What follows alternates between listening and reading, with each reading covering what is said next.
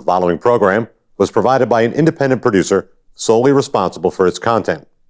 The opinions expressed do not necessarily represent the views of this station, its staff, board of directors, or underwriters.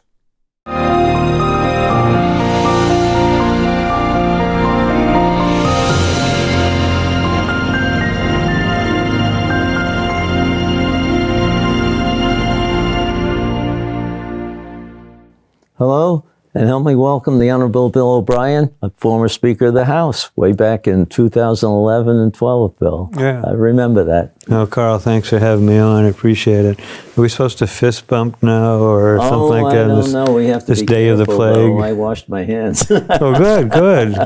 Well, I guess we've all been doing that. Yeah. How's the campaign going? Oh, it's going well. You know, we're out, we're talking to people and meeting a lot of different folks. The reception is fairly good. I'm having the conversation I want to have with voters and you know, a lot of interesting feedback. One of the things I'm asking of groups now is, I said, you know, important, I think, to all candidates, but especially me, is to get feedback from people. And, you know, we can sit there and we can imagine what the issues are, and we can touch on things that are important to us that illustrate our principles, our philosophy, but we really have to hear from folks, and I'm getting a lot of great feedback. What's the big issue that?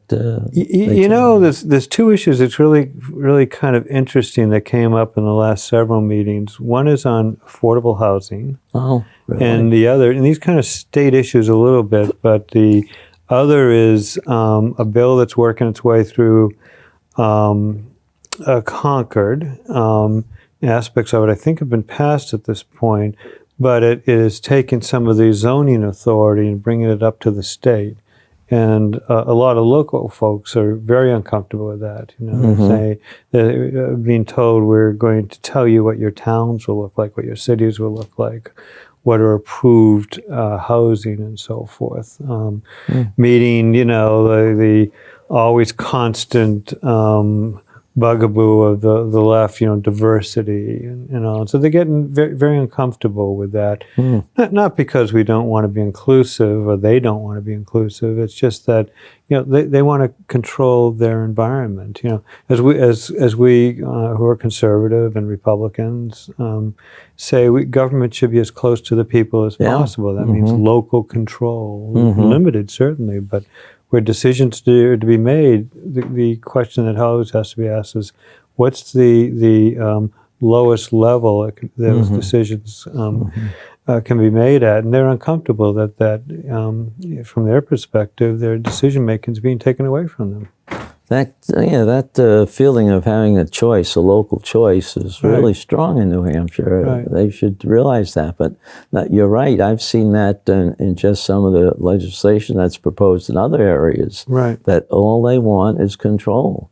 You know, and it's really funny. It obviously comes up in the context of zoning. And one of the things I mention to people, I always, as my campaign staff tells me, have a tending towards the esoteric and the philosophical, but then again, it's probably a little bit more who I am, but I see a theme that runs there when it comes to zoning laws and to our healthcare laws. You have government creating the problem, and rather than stepping back and saying, maybe there's too much federal regulation, there's too much governmental control of healthcare insurance options, or maybe we've gone too far with zoning, taking the germ of a good idea, you know, keeping the chemical plant away from the school, you know, and we've gone way too far in terms of minimum lots and accommodating a car-centric culture through our zoning, requiring that when, you know, commercial buildings are put up, it's surrounded by, you know, hot top, and maybe we should back off and let, you know, people locally decide what should be done rather than heaping on more regulations. Or when it comes to healthcare, maybe we ought to allow people to buy policies that are meaningful to them rather than mandating what the policies are. Maybe we ought to allow people to step back and say, I'm going to make arrangements, concierge type arrangements with my doctors, but I really want to make sure that if, I have a hospitalization, there's insurance for that. We don't allow them to do that. Yeah. The government causes the problem. And then we go to Obamacare on the health side. Right. It's purportedly solving it, but making it work. Or we got, more now federal, state regulations of zoning. Again, it's a matter of choice. You want the people to be able to select what they want, and not be forced to have what the government has said. This is one thing fits all. That doesn't come true. No, it's true. I mean, people left to their own will answer a lot of these issues in ways that make a lot of sense. Before I moved up to New Hampshire from Massachusetts, I've been here about 35 years now, but I lived in a town called Marblehead. And Marblehead was considered to be a real desirable community, not because it was overly affluent at that time, but because the center of the town had been designed and laid out and grew in the years before zoning. And so houses were compact, but a lot of problems that we deal with now because of zoning had been solved in that environment. There was mixed housing. We had a nice house sitting next to a really glorious house across the street from an apartment house. Where 6 or 8 apartments in there. So you have, they live next to us as a CEO of a Fortune 500 company, but across the street were the firefighters and the teachers and all. Yeah. So it was pleasing in that sense, and you didn't have to have workforce housing to achieve that.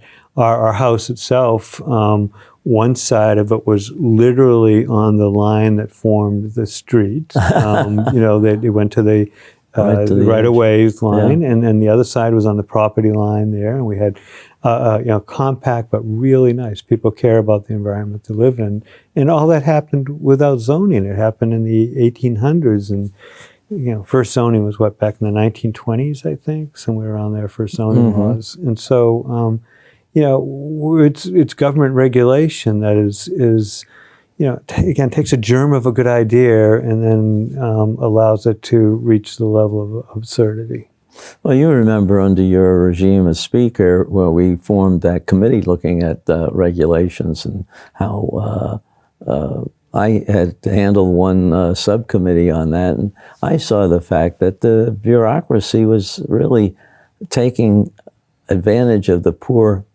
I shouldn't say poor, the single businessman, and the regulations that they enforced on them, they were overdoing it, trying to enforce it, and they're picking on the weakest person because those people couldn't afford the lawyers that the bigger companies had, who fought some of the bureaucracy when they had to. See, I've always been of a mind that you can't reform your way into a productive bureaucracy. What you have to do is accept the fact that there's going to be, when you choose to have regulation, abuses of it, and therefore you keep the size of government down as much as you possibly can. There's things you can do. You remember that one episode I think we've talked about before, and I know when you were there we talked about it, that term, where there was a business person from the North Country, and his father had given him the business about 20, 25 years before that he was running. And I can't remember how many people he had. He had 40 or 50 employees. And the State Department of Labor came in and audited him because of some sort of wage and salary complaint from a former employee. Well, it turned out he had done nothing wrong. But in the course of their audit, they asked a number of questions. And one of the questions was, when do you get paid? How often? And it was, bi-weekly, I think it was. And so they went back and they didn't find a notice that there had been a change from a weekly payroll to a bi-weekly payroll. Apparently this fellow's dad had done it, years before he acquired the business. And so they came back with a notice that the company was being fined hundreds of thousands of dollars for not notifying the Department of Labor and in the change of the payroll period. There was, I think it was built on an assumption of $500 a week penalty and interest and, so forth, penalties for not paying and that sort of thing. As this fellow said, I'm now going to have to lay off workers if I have to pay this fine. And so you can't abandon the effort to reform bureaucracy because something's necessary. We have to make sure that someone's looking over the shoulder of abusive employers and making sure they don't do things that they might do.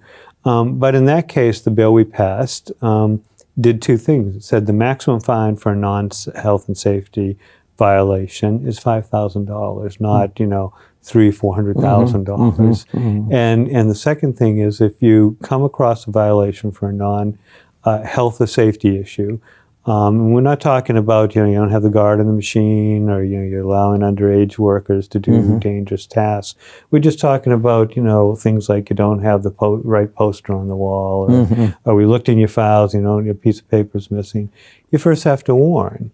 And only if they don't correct it within 30 days can you impose a fine. I think that was very important. Yeah, I think it was. It really was. Because, again, we have to understand why we are regulating and make sure it meets the needs. And the problem with the Department of Labor, as I also found out during that period, because remember, we had to cut the budget substantially because we weren't going to raise taxes. And, the overall cut was about 18-19%. State-funded portion of it was about, that was the state-funded. The overall was about 10%. State-funded was almost 20%. We had to ask various departments to contribute to allow us to meet our spending goals with the amount of revenue that was coming in. In the Department of Labor, I sat down with the commissioner and I said, how can you help us out on this? And he said, well, I don't have to at all. I said, well, what do you mean? He says, we get all our money through fees and fines. And so we address that as well. Yeah. And so you need bureaucracy. I don't want to demonize individual state or federal employees. I think often they are working under hard circumstances. They're trying to do what's right, but you can't put the wrong incentives in place. And you can't have too many of them because they'll look for things to do. Well, that's true. And sometimes they do things that really aren't necessary. They don't treat it as if it was their own business. Yeah. It was just, it's as you say, in that case, it was a money source for them. Yeah. They had to do something if they didn't have some other way of getting the income. And in the federal level, we have to be attentive to this as well. One of the things that's important to me, if I am elected to the U.S. Senate, is to try to have Congress return to its proper role of being the legislative body. Now, that may sound like a real strange thing to say, but it's not, because if we understand what Congress is doing, it passes bills that aspire to certain things, aspirational bills. It says, for example, to give a famous example, we'll have an Environmental Protection Agency. We want a clean environment. We want clean air. We want clean water. That's our goal. And then it leaves it to the bureaucrats to figure out how to enact laws around it. They call them regulations. And so you end up with some really absurd laws that if Congress, if the elected representatives of the people were presented with the issue, they'd never go along with. For example, taking a non-toxic, very necessary substance in our environment, CO2, something that plants require in order to grow, and calling it a pollutant is not only scientifically wrong. It's obviously something that members of Congress would never do. So Congress has to do its job and stop turning the job over to the bureaucracy, and it leads to people who refer to the bureaucracy as the swamp, and because it feels that way. Well, again, they don't check up on the after effects of their legislation. Yeah. There's no evaluation of some of the things they're doing unless somebody starts a complaint externally. the genius of the founders was to recognize what unfortunately is not recognized on the left, that there is no utopia, Yeah. that government needs to be balanced, and it needs to be balanced internally and also between elements of the government. So the federal government has judiciary, legislative Congress, it has an executive branch. And the Congress has not only turned over legislating to the executive branch, at least when it comes to regulations, but then it's gone so far, and when you think about how absurd this is, it's remarkable what they've done. They've allowed the bureaucrats, the agencies, to have employees they call administrative judges. And so if you don't like the way the bureaucracy is interpreting its regulation or to your situation, the only thing you can go to is an employee, an administrative judge of the agency, which it apparently fined for the agency, over 95% of the time. And then you can't appeal that to the courts on the facts. Their fact findings, you can appeal on the law, but then the courts have come up with something they call the Chevron doctrine. And the Chevron doctrine is because there was a case in the Supreme Court involving Chevron Oil Company. And in the course of the decision, the Supreme Court said courts, judges, federal judges should defer to the agencies on the interpretation of their own regulation under the theory of who knows better. Now, Justice Scalia was a dissenter there. In a recent decision, Justice Thomas said that the Chevron doctrine is completely wrong. Justice Kavanaugh has indicated that in a concurring decision in a recent case, and I believe Justice Alito in the past. So hopefully they will look at that and say, no, judges are there to judge the law. Right. And so they'll take back their authority, and then they'll do what I think President Trump and so much of us on the conservative side want, which is stop their own lawmaking and return to just interpreting laws. The courts are doing what they shouldn't do, making law, but they're not doing what they should do, which is interpreting law. And so that was the balance that our founders had for our federal government. And then the balance, we talk about these checks and balances. The check on the federal government was 50 states, 50 sovereign states. And those states should be allowed to in most ways, decide their own course. If you look at the Constitution, it has very few requirements for states. It says states have to be republics. States have to allow for interstate commerce. You can't, people in New York can't say, as if it would have ever happened, that somebody from New Hampshire can't move here. I'm not sure why anyone would want to, but that's we're all Americans. But we've lost that balance between the federal government having very enumerated powers and allowing the states to run their own affairs. Well, that follows a lot of what Trump's been trying to do over the first 4 years, and only partially succeeding because of the roadblocks that go up every time he wants to do anything. Yeah. There's a lot of cynicism on that side. As we tape this, it's the beginning days of this coronavirus, and we all are kind of leery of where it goes. We're not sure if it's being overplayed. We're not sure if it's being underplayed. But I think the Trump administration has taken some really reasonable steps, some really remarkable steps in terms of forbidding flights from Europe to the U.S. and also between China. I think if it's anywhere near as bad as they're talking about, that it should be those are good steps. But the politics, just can't end. We have Nancy Pelosi in the course of putting together a bill to address the obvious economic stress there's going to be, particularly for small businesses and for wage earners and so forth. We have to try to do something there. Decides, well, this is a great opportunity to take a hot button issue going back decades, federal funding of abortions and just slip it into that bill. Now, that's somebody who doesn't care about the American people. Yeah. And to the extent she's enabled by her party's breaking faith with the American people, not taking care of an immediate need, but still playing politics. Mm-hmm. We saw Joe Biden do this. I mean, Joe Biden last night gave a speech in which he started off with very, very subjective criticisms of Trump. He doesn't know what he's doing, you know. And you know, it's his virus now, you know, all this craziness, and then suggests as things that need to be done, steps that have already been taken by the administration. You know, let's accelerate the availability of testing equipment. Well, they're doing that. You know, let's cut down on commerce. You know, with infected areas and travel. All this is being done. So. It's so disappointing to see politics as usual in a time of crisis. And as I said before, I think we have the same picture here in the state, too. We're seeing that. They're playing politics too much. They just don't know how they're going to get together. You know, it's going to be interesting to see the results of this legislation session.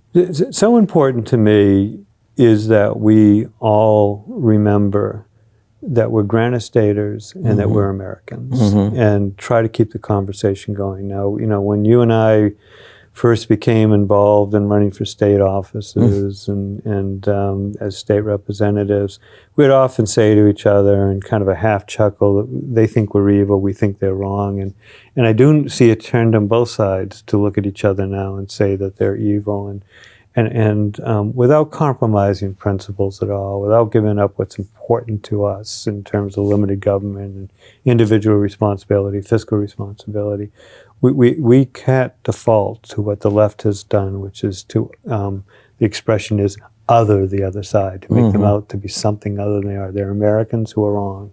And we have to continue to try to convince them and work with them and find common ground. To the extent we can, you know, and again, without compromising principles. And it can work. I mean, I was fortunate enough when you appointed me vice chair of the Public Works Committee, because that was functioning as a very working committee. Right. They didn't have that much legislation, but the legislation they did have was very large and complex. Yes. The 10-year plan. The 10-year plan is for the building of the highways in New Hampshire. And the capital improvement plan. Yep. And we worked out some very, the whole problem that year was having to cut essentially almost $1 billion out of the forecast budget. Right. And so we had to work that out. And it was those big programs that really had a thorough discussion. But we worked well together. Yeah, and that can happen. It's often, unfortunately, when it's out of the limelight and people who are working a committee like you and say, okay, what do we do? We have this much money. How do we spend it in ways that achieve goals that we all share? You know, we even on a national level, I think that there is a vast and strong consensus on certain things. We have to have a country that is safe from foreign enemies, foreign and domestic. And I think we can reach consensus on what is necessary to achieve that. Now, there's obviously going to be folks who don't want any military at all, but I think there's 80-90% of Americans share the views on that. We understand, for example, that our infrastructure is crumbling. We can work to address that. We understand that folks who have over the years relied on the availability of Social Security payments are now at a position where they can't adjust to a new approach, and so we have to protect our seniors and the disabled and all as we reach for something very important to me, which is fiscal responsibility. We have to stop running these huge deficits, but we also have to achieve stability on the way and keep promises to people who aren't 40 years away from retirement, but are 10 years away, or they're retired. We recognize that we have the best healthcare system in the world, And it came because it arose in a context of free enterprise. But over the years, we've made it less efficient, and we've upped the costs, and all. We have to now start returning to free market solutions, but recognizing that there are those folks who are financially challenged from participating in that system and doing things to make sure that they are, without wrecking it, without an Obamacare. Bill, when elected, what committee would you want to be on? Well, I certainly would love to be on Appropriations Committee. I think I bring a background to that, where we had innovative solutions in Hampshire of, for example, as I was told nationally by people who would contact me, that no state had ever said, let's find out how much money's coming in before we decide how much you're going to spend, rather than just sort of kind of ballpark that. And then wonder how you're going to get it. Yeah, wonder how you're going to get it. And so certainly I'd love to be on the Appropriations Committee. I think I can achieve something there to be worthwhile for the people of New Hampshire and people of our country. I would certainly like to be on the Foreign Relations Committee because, I'm a person who's lived around the world. I lived for a time in Japan, lived for a time in Germany.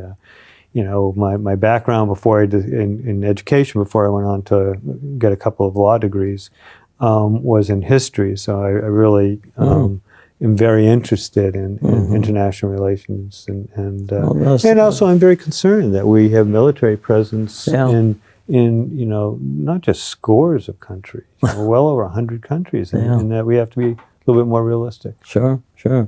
And as a lawyer, as a businessman, you have have the experience of all those committees that you need. Yeah, one of the things I did, I got to the point where I was able to run for state rep and contribute as much as I could there. But after I finished up as speaker, I started a company, and we're at 8 employees now, kind of a software services company.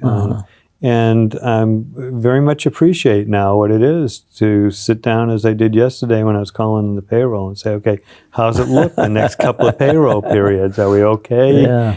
We were able to open up 2 new requisitions to hire people, and so I do understand that perspective as well, and and I understand the perspective of trying to make a success out of a company. We didn't. It's the company is certainly built on a context, a community context, roads and all that.